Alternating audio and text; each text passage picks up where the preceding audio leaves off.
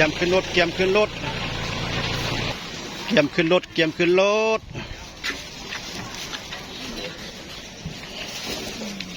ป้ายังไงโอ้โหข้าวฝาขับใจขับใจได้ยังบ่โอ้อะไรยังแต่ไม่ด่วนแต่ไม่ด่วนไปบนไม้อีกวันนี้ไปบนไม้โลเท่าไหร่นี่ไปบ้านไปแล้วตีไปดิทางเดียวได้เลยทางเราขี่ห้ากลับแล้วไปดิแล้วก็ลงเยอะครับจริงนะครับแล้วบ้านตะเกียบต่ออีก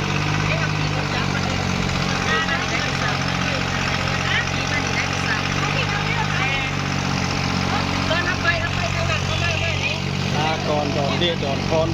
กลับบ้านเต่าเงินนะเด้อร้อนคนจริงๆเลยผู้กับยากับรัสกินข้าวสั่งอาหารรัสกินข้าวเตรียมกินข้าวสายเก็บกินข้าวสายเพียนนึกเจ้าภาพมือได้300,000จุก300,000เงินอ้าง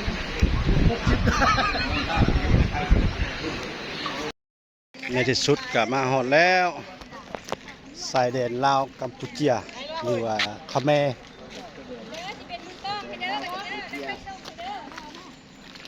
ลาวไต่สุดอาทิมาให้บ้านนึงมาส่งได้ละใช่กับคนหมู่มาครอบครัวหมู่มานี่ก่อน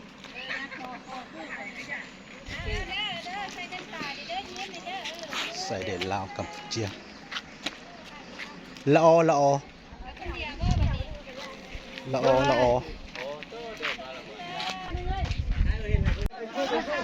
เอาถ่ายมันได้ซะ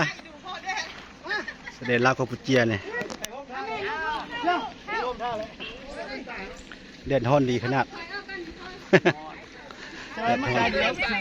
นี่คือรายงานครับผมนี่คือสายแดนกัมพูชาลาวกัมพูชาลาวใต้สุดอยู่นี่แล้วก่อนเท้ายืนนี่ลาวฝ่าพ้นกัมพูชาครับผม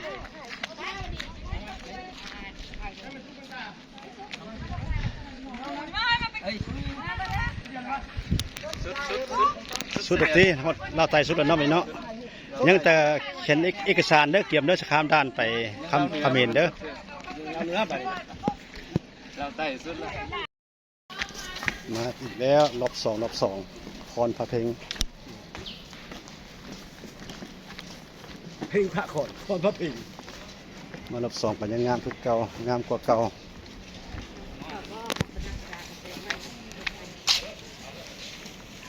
บ้านเขาได้ประมาณเท่าไหร่บอลขายปีแล้วเขาได้มีแต่อยู่เฮาได้เขาไม่สิจ่าเขาจิตเขาเจ้าดีแค่ก็มุ่งหน้าเข้าไปน้ำตกคอนพระเพลงจุดหมายด้านที่4แล้วนี่คอนพระเพลงเอ้าหมดนั้นอยากไปห้องน้ำขับไปเลยไป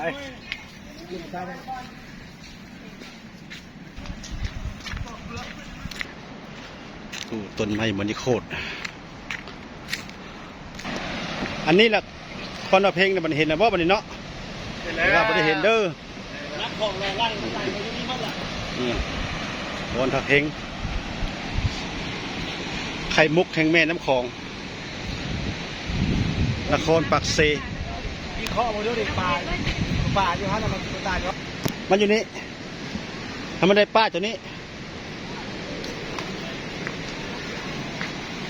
หน้าดับนิดนึงเนาะถ่ายพ่อละพึ่งถ่ายแล้วพึ่งละลึก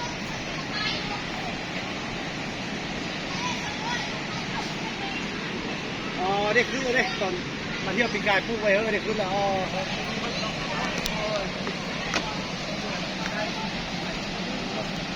1 2 3มาแล้วมาอีกแต่ท่านนายพันเอกเป็นไก่น้ำเที่ยวให้มื้อนี้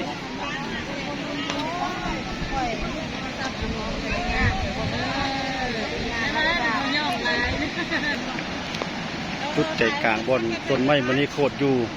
เดี๋ยวนี้เป็นเป่าแล้วทำไมมันนี่โคตรเพิ่นเอาใส่ตู้แก้วไว้แล้วเป็นมรดกโลกแล้วของลิงคอล์นเมืองลาว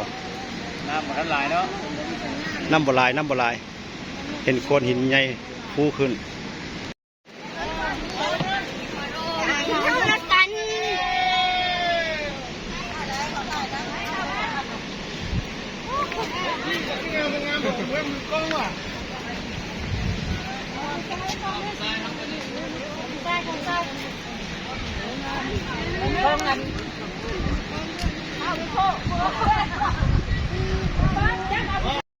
เศร้าเมื่อยนั่งเศร้าเมื่อย น้ำมาก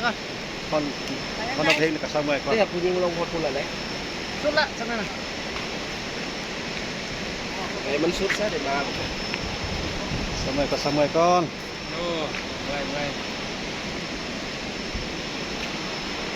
ศาลาคันห้องกับห้างนะบ่เนี่ยอยู่แถวคนเอาเพลงนี่คันใจคนเอาเพลงนี่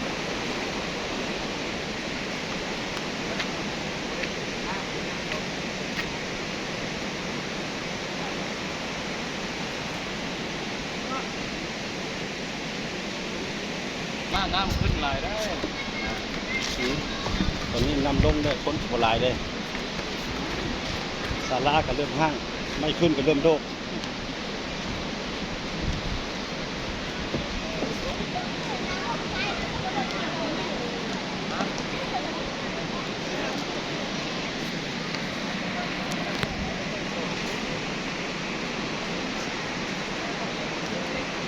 สุดแล้ววันนี้ลงไปคอนเพลงนี่นะกลับไปบ้านใหม่คอนเพลงแล้วบัดนี้กลับจากคอนเพลงแล้วบาทนี่ไปบ้านใหม่ไปบ้านใหม่ ไปปักคอมมัน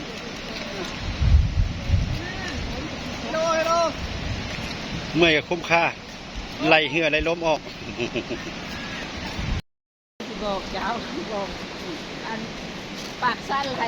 ลูกไผ่กบบอกยังจะลูกไผ่กลางบ่ โอ้ยก็ซื้อมาเอาผมทักนายไป อยู่นี่เราช บา อย บ บายคอนเพลงบายกลับเด้อคอนเพลงเด้อ เขาเตาตรงนี้ ยามแรงไก่จะคำและนครปากเซ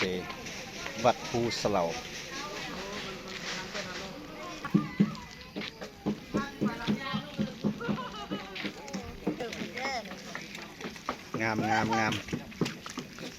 งามอย่างมา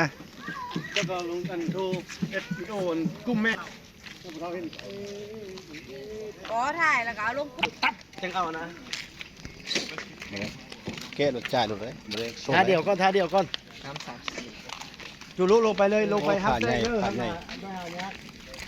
ผ่านใหญ่ คือว่าเรามีโทรศัพท์สมัยนี้เนาะ โอ้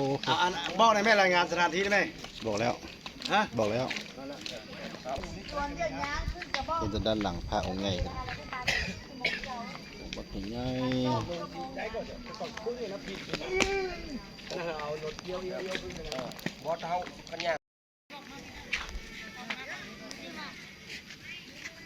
ผ้าลาย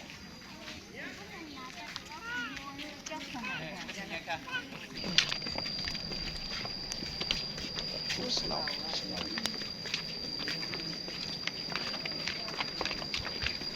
ได้ร้อยคัน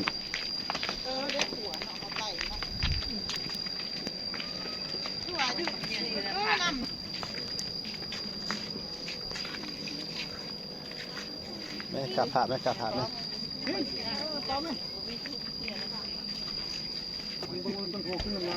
หลายลึก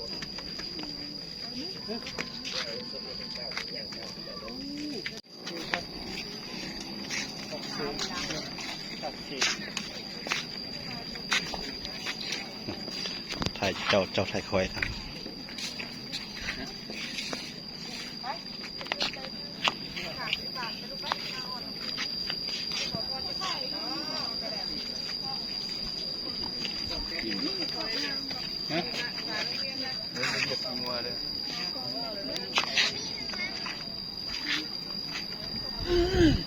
กลับแล้วเหรอวะ เรียบร้อย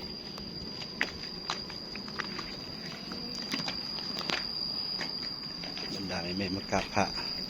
ขอพรให้ผัวล่อผัวรวย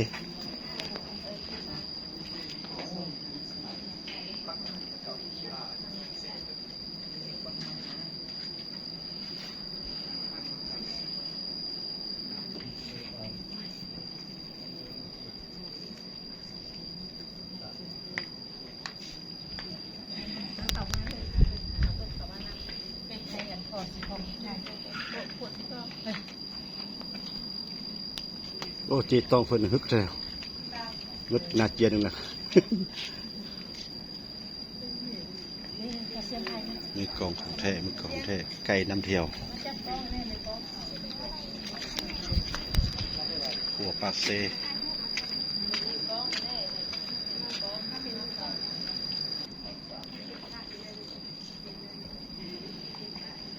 หลังจากกราบพระแล้วก็ถ่ายรูปอยู่งามๆกับหมู่ปู่เพื่อเป็นอนุรักษ์ไว้อนุสรณ์ไว้กาลนานครั้งหนึ่งเคยผ่านมากราบไว้พระองค์ใหญ่มือกล้องว่าน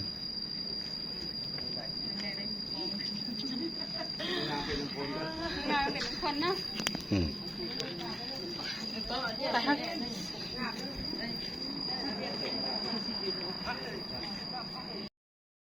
งามๆตอนแรง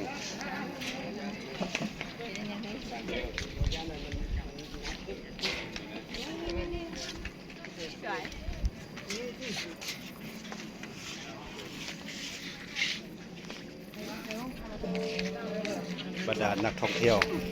มาเที่ยวชม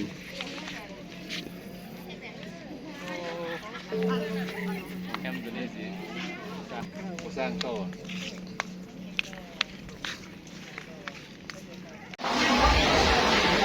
เสียงสีเขาแรงเสียงแรงโอ้คนหลายขนาดห้านทุกเพศ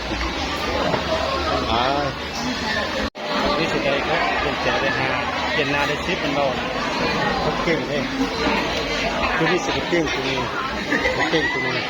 เอาไปนั่งแม่ถ้าจะกินบุฟเฟ่เด้อผู้ใดกินโบเบิร์ตละได้จ่ายเพิ่ง3 ภพผู้ใดกินโบเบิร์ตจ่าย3 ภพเด้อเดี๋ยวสู้ไหวบ่เสียงกินโบเบิร์ตจ่าย3 ภพเด้อกูไหวนะมันกินอยู่นอกรถว่านะเห็นต้นนิ้วลุกไหมแต่ลุกเปลี่ยนใจด้านเลยตัวนี้บุขึ้นไฟเลยตัวนี้เนาะดูพอเลยกินอิ่มหมดละ